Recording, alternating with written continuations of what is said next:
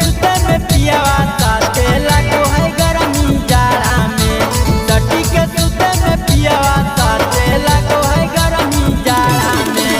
पिया के सुइया से दर्द बड़ी करो है साकी डाँड़ा में। पिया के सुइया से दर्द बड़ी करो है साकी डाँड़ा में। रुई नाता दुई कमाया वो है साकी जाड़ा में।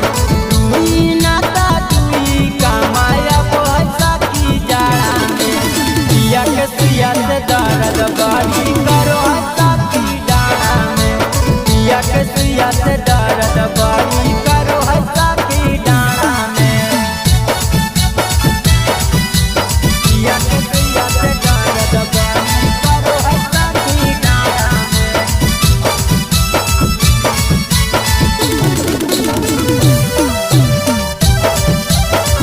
पिया के सुइया से दर्द बड़ी करो है साकी डाँड़ा में।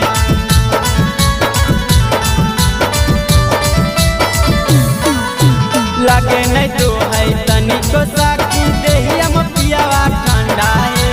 रोजे रोजे खिलाबो है साकी लाके पियावा अंडा है। लाके पियावा अंडा है। लागे नहीं तो है तनिको साकी देहिया में पियावा ठंडा है। रोजे रोजे खिलाबो है साकी लाके पियावा अंडा है। चढ़े के गर्मी दवैया पियावा रखो है हरदम फाड़ा में। चढ़े के गर्मी दवैया पियावा रखो है हरदम फाड़ा में।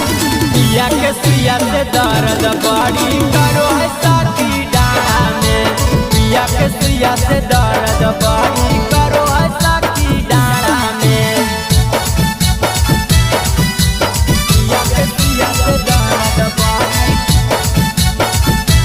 करो है साकी डाँड़ा में।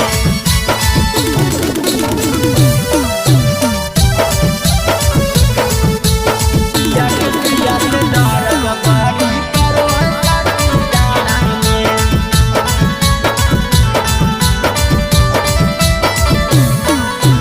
भर जाड़ा अलगे सखी दो है पियावा सूखा है। ओढ़ा के रजैया पिया तोड़ै चोलिया के हूँ कहे। चोलिया के हूँ कहे। भर जाड़ा अलगे सखी दो है पियावा सूखा है। ओढ़ा के रजैया पियावा तोड़ै चोलिया के हूँ कहे। जवन मजा है पियावा में सखी उमा जाने सिंघाड़ा में। जवन मजा है पियावा में सखी उमा जाने सिंघाड़ा में। पिया के सुइया से दर्द बड़ी करो है साकी डाँड़ा में। पिया के सुइया से दर्द बड़ी